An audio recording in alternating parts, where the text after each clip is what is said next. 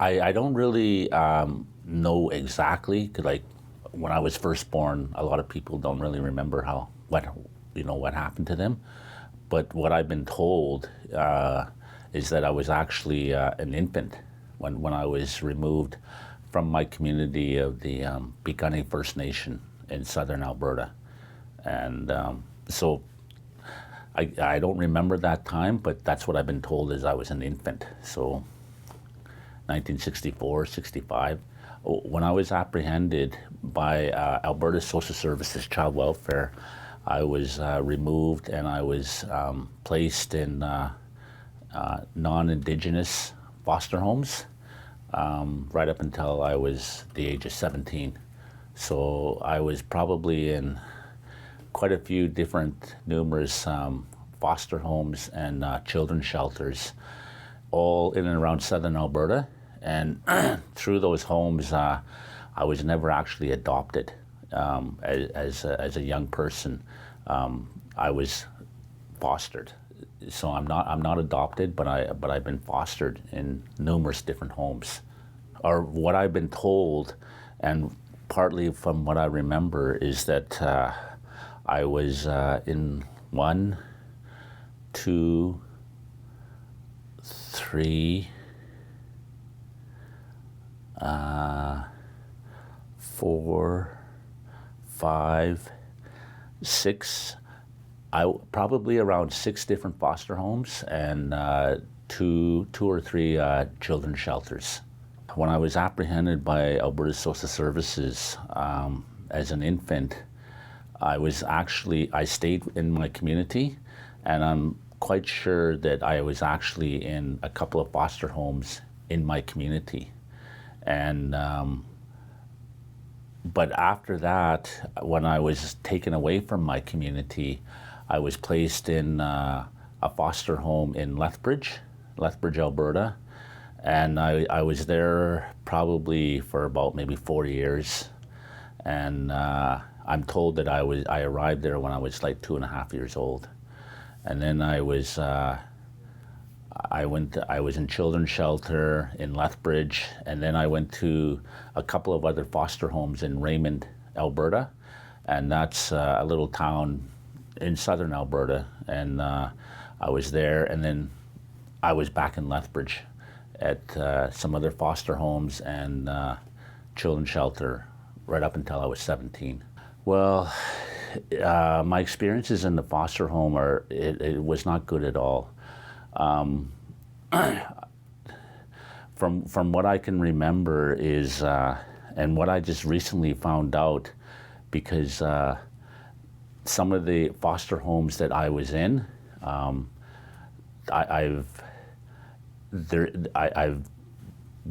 had the opportunity to be connected to some of those foster parents,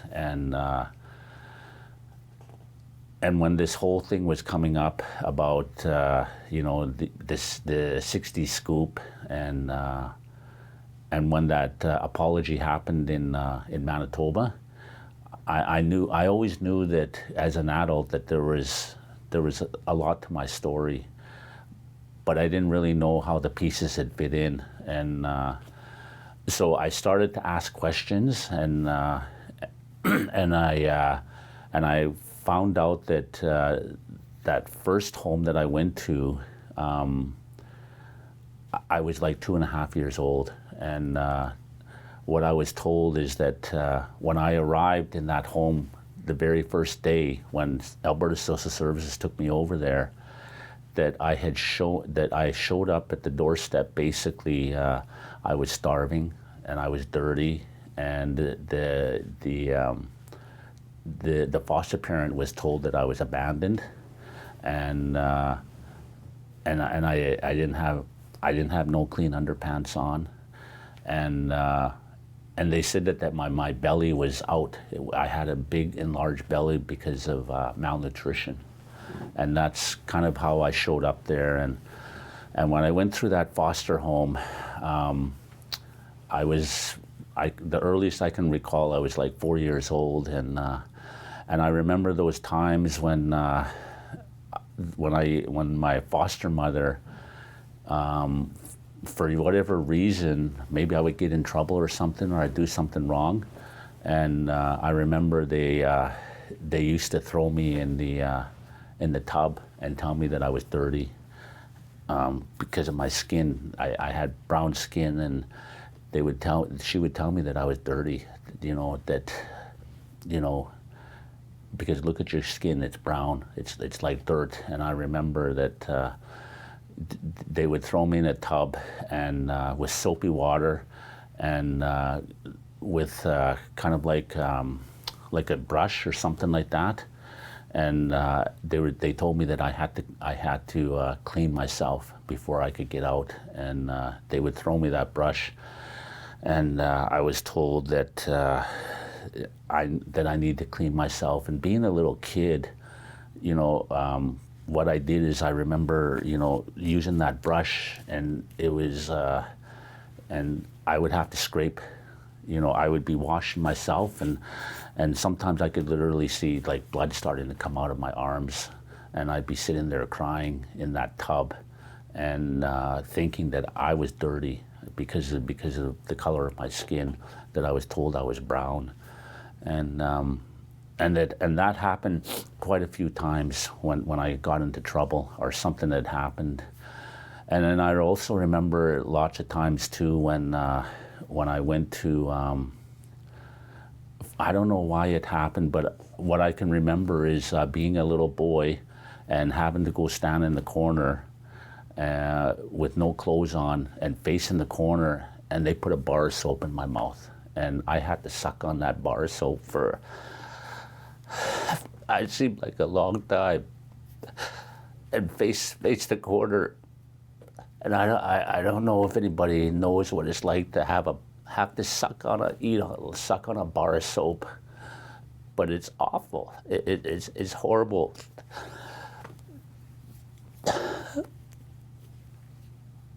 It's disgusting,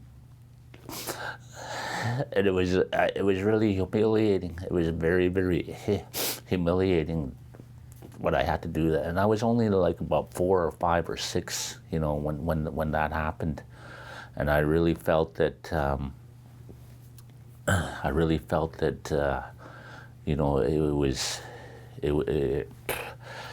I don't know, maybe I felt I deserved it or something, but I remember that happening quite a bit too. And the thing is that in that family, I remember there was other kids there. There was 2 other kids there, and I don't really remember them having to do what I had to do.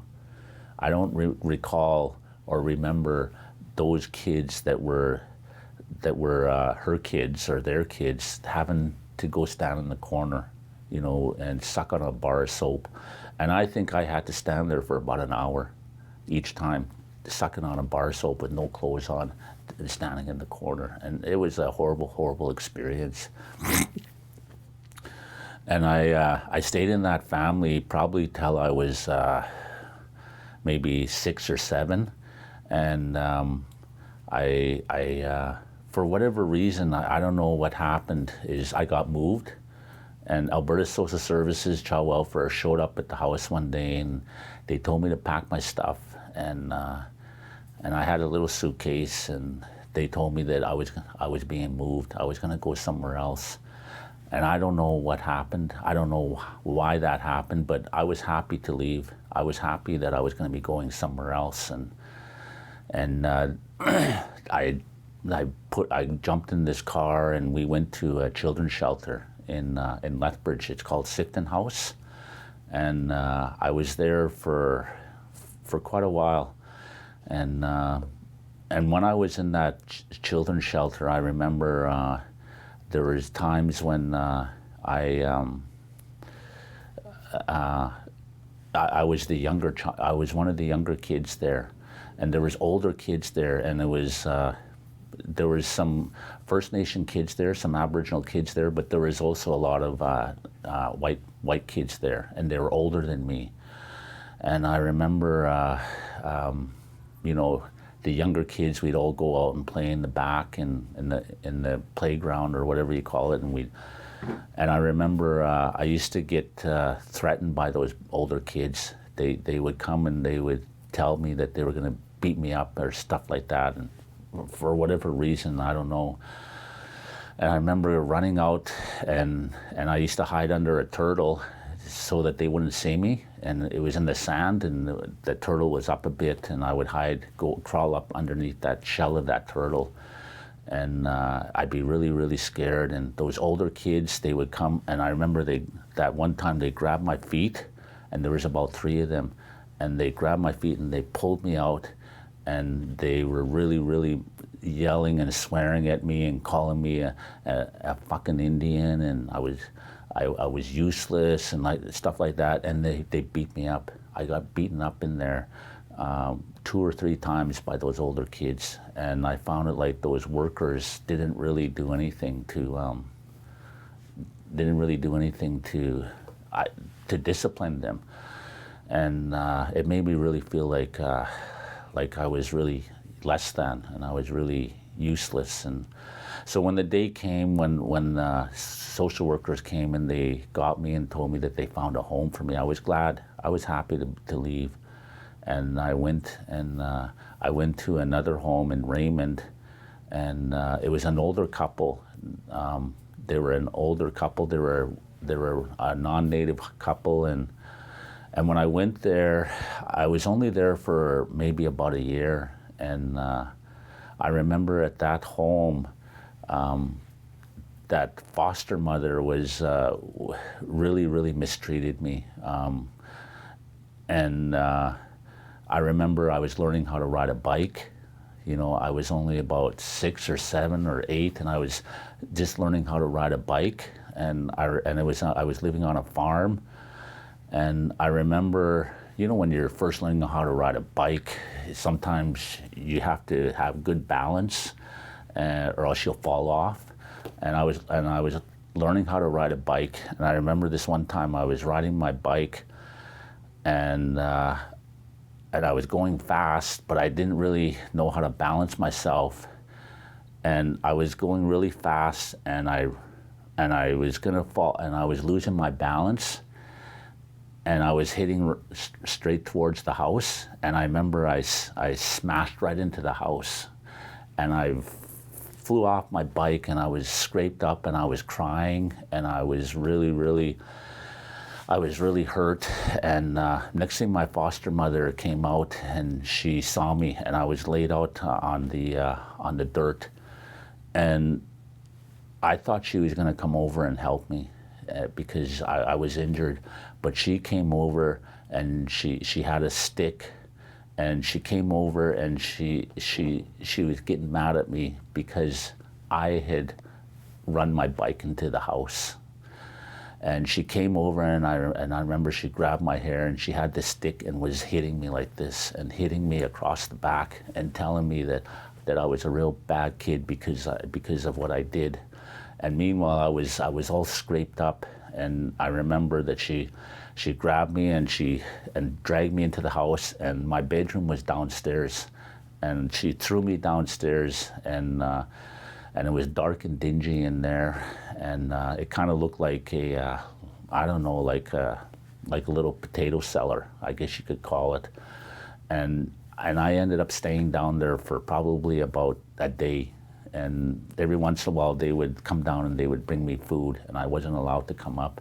And I kind of felt that I don't know why she did that. But she was really physically abusive to me, and when I was a little kid, and I couldn't really do anything to defend myself. And that foster father was he was not a nice guy either. He was, you know, her husband, and he used to come downstairs, and there was other kids there, but they were all upstairs, and he used to come down, and he used to come down in the middle of the night, and I remember that you know, I was supposed to be sleeping, and but I didn't really sleep that much when I was a kid because I was always living in fear. And he used to come down, and he used to come into my bedroom, and he would tell me that that basically that it was time to play. And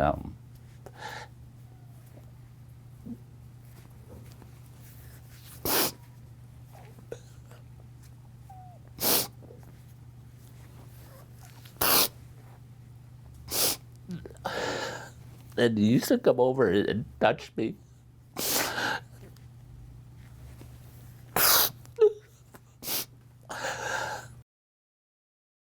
Even though I lived away from my community and I was fostered away from my community for all those years, I'm very proud to say that I have a connection to my community.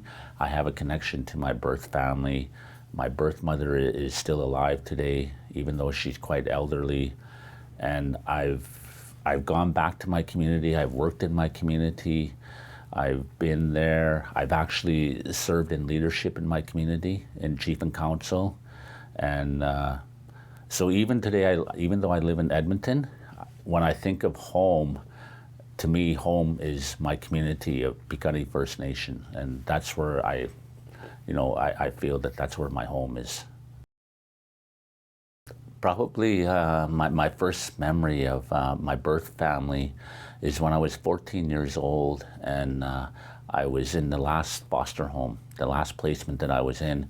And when I was 14 years old, I remember that for whatever reason, I remember going down to Alberta Social Services in downtown Lethbridge with my foster father, and I was told that I was going to meet my mother, my birth mother, for the very first time. And and I remember that day when I met her for the very first time, and it was a very, very tough day for me. A very emotional day for me. And I remember I walked into Alberta Social Services in an office, and I was sitting there, and my foster father was sitting beside me, and I was just a 14-year-old kid, and I didn't really. I remember that day I was feeling really. I was scared. I was really scared.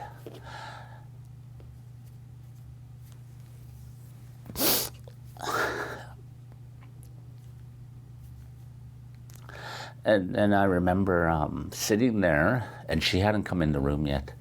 And I remember sitting there, and my knees were just really shaking. And and I remember I really didn't know how I was supposed to feel that day. And but after sitting there for maybe 5 minutes, I remember all of a sudden the door opened to that office building, or that office where I was at, and this lady walked in, this woman walked in, and she was a big woman, and what I kind of felt, or what I kind of saw, was I saw this big woman, a big tough woman, and she came in, and I remember she had a tattoo on her arm, or somewhere on her arm. And she came over, and she gave me a hug, and she told me that my name is Catherine, and I'm your mom, I'm your mother. And she came over and she gave me a hug, and I couldn't really hug her. I couldn't really, even though she gave me a hug, it was a very cold type of hug, and I remember. We sat there, and she asked me questions about how I was doing, and was I going to school, what grade was I in, and stuff like that. And it was that very first meeting would probably only lasted maybe about 20 minutes, because I was really overwhelmed, and then I remember.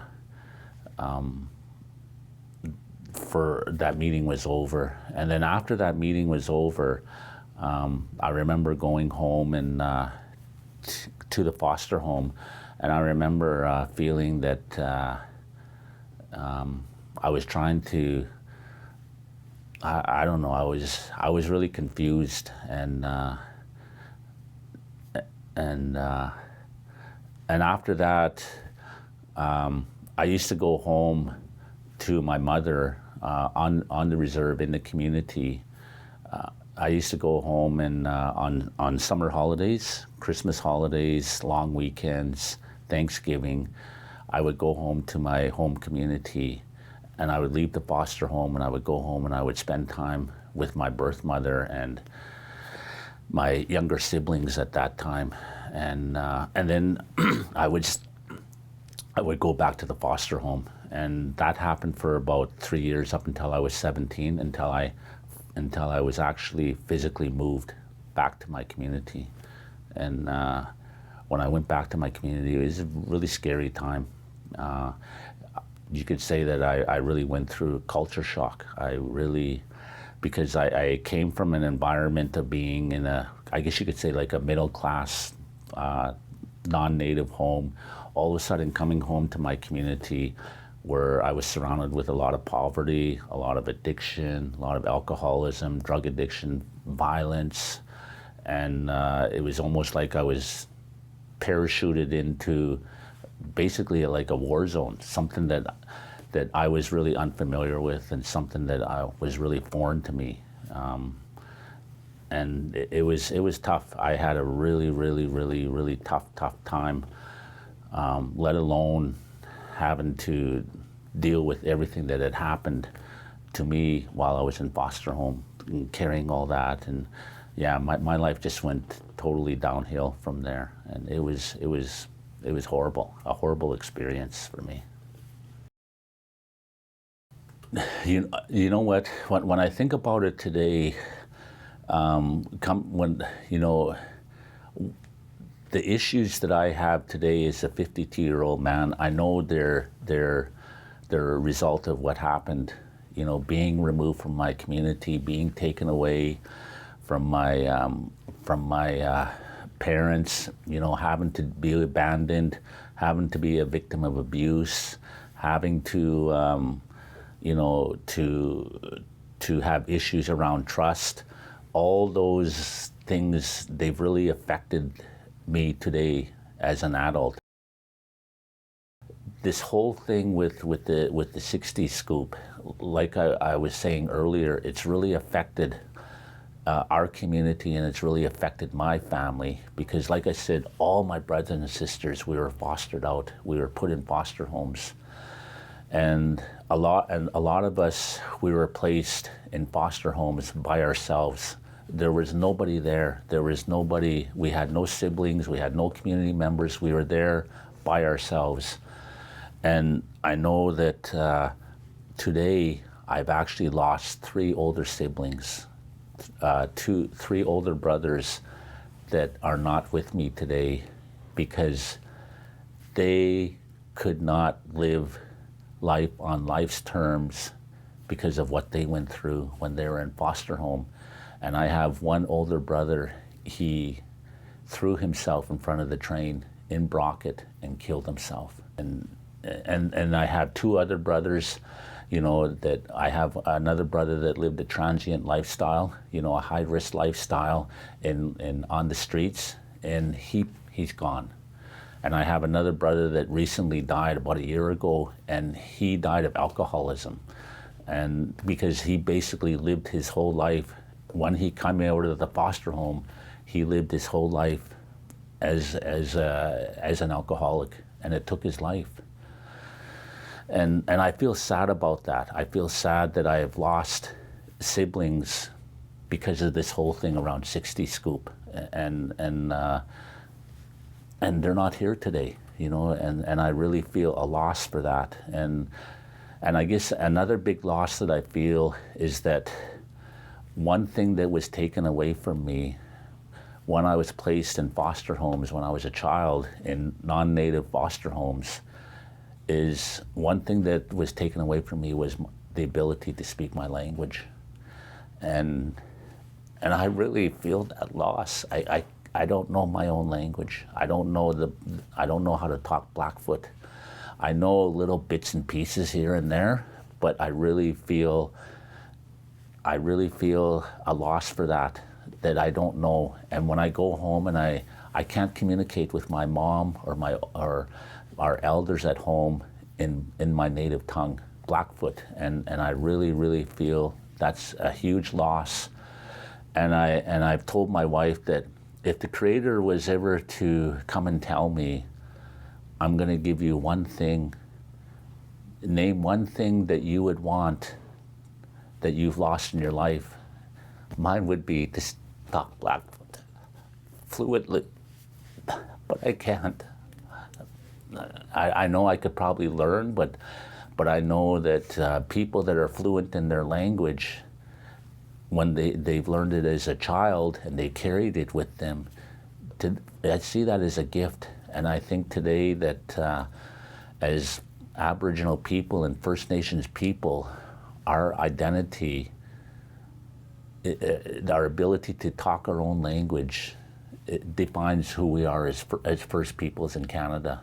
And I don't have that. I can't talk my language, but somehow I've managed to get by. Like I said, I'm very well accepted in my community, and I know everybody. But I've lost that, and I don't know if I'll ever be able to get that back.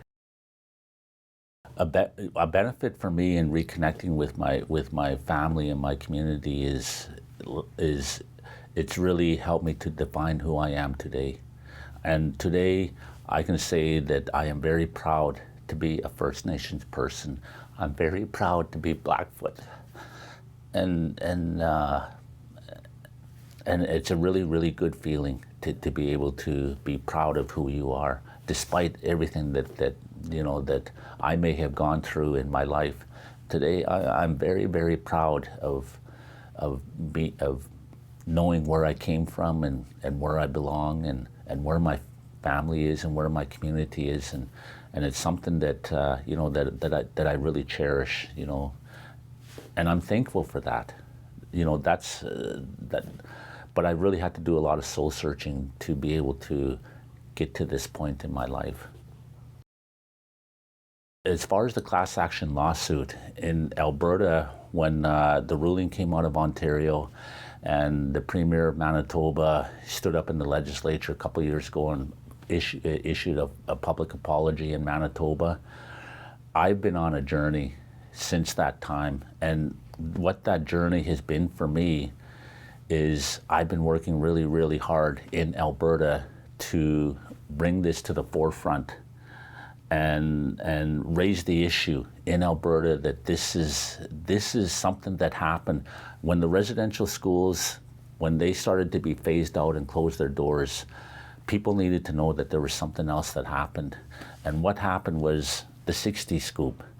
And myself, I guess I have kind of taken on the responsibility, in Alberta, and actually being able to live in Edmonton to have those resources there right in my front doorstep.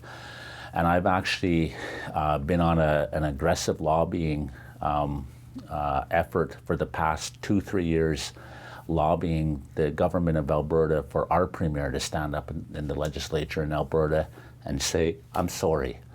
And I'm going to continue to do what I need to do to raise this issue, because I'm very passionate, and it's about me. And when the ruling came out in Ontario, I took it upon myself, and I contacted all the media outlets in Alberta and put it out there that this is what happened. This is what needs to happen in Alberta. My name is Adam North Peigan, and I'm a survivor in Alberta. And if you need someone to talk about this, call me. And I've been doing a lot of media interviews with CBC, radio shows, all over Edmonton, all over Alberta, newspapers talking about the 60 scoop and how it's affected our people. And I've met with the Minister of Indigenous Relations in Alberta at the legislature. I've met with MLAs. I've met with the opposition party, because I want to see our Premier in Alberta stand up and say, I'm sorry to all the survivors in Alberta. And that's my journey that I'm on right now.